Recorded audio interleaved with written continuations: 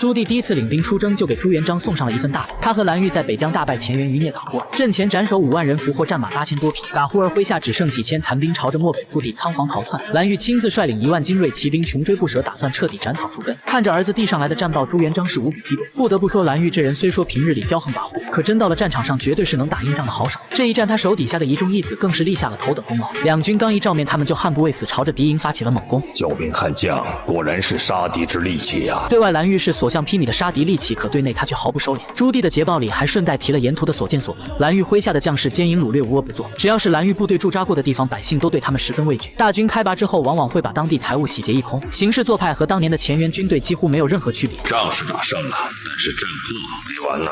蓝玉的这番举动再次触碰到了朱元璋的底线。他虽说打了大胜仗，却也败坏了大明的名声。朱元璋心里比谁都清楚官逼民反的道理。为了让大明王朝能稳稳传承千秋万代，朱元璋下定主意，等这批骄兵悍将班师回朝，就立刻着手开始彻底整治。然而此时的蓝玉还半点没意识到问题的严重性。在率军深入漠北800里生擒噶忽儿后，他直接给朱元璋递上了一道奏报，打算把贼首亲自押解回京，风风光光接受百官朝贺。但朱元璋根本不会给他这个出风头的机会，让他就地斩首，将其首级传至边塞各部，让蓝玉跟燕王合兵一处，整修待命。朱元璋的布局从这一刻就已经正式开始了。他下令让蓝玉和朱棣合兵一处，本质上就是在变相收缴蓝玉手里的兵权。亲王和将军合营，谁是真正的主帅，早就一目了然。一只脚站稳了，才能走下一步。现在咱可把2只脚都站稳了，可以回过头来收拾祸害们了。而第一个要动手清理的目标就是中书省当朝宰相胡惟庸。他和蓝玉暗中结党营私，串通一气，早就成了淮西勋贵里的领头人。为了彻底清除掉这些盘踞朝堂的祸患，朱元璋不惜亲自入局，布下一张惊天大网。蓝玉打了大胜仗，胡惟庸肯定要替他奏请封赏，并借机扩张自己在朝中的势力。于是朱元璋干脆先发制人，直接下旨取消了例行朝会。皇上偶染危恙，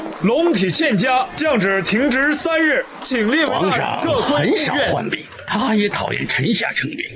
按照皇上的脾气，就是病了，也不能停朝啊。俗话说，事出反常必有妖。对于这突如其来的假期，满朝文武全都满脸疑惑。而一向心思缜密的胡惟庸此刻也犯了糊涂，他觉得自己如今已是皇上眼前的头号红人。为了摸清楚老朱的动向，他打算主动请旨进宫面圣。皇上已经口谕，除太子外，免各位大臣入宫请安。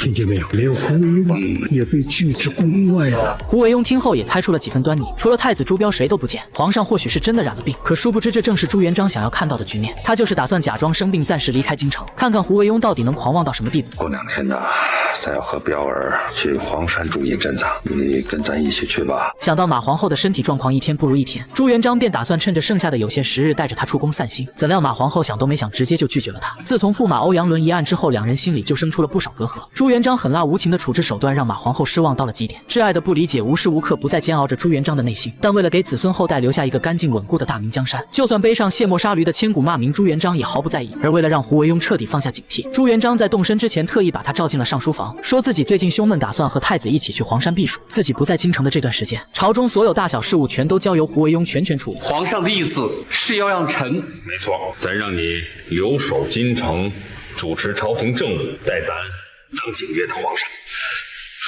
皇上，臣何德何能，万万担当不起呀！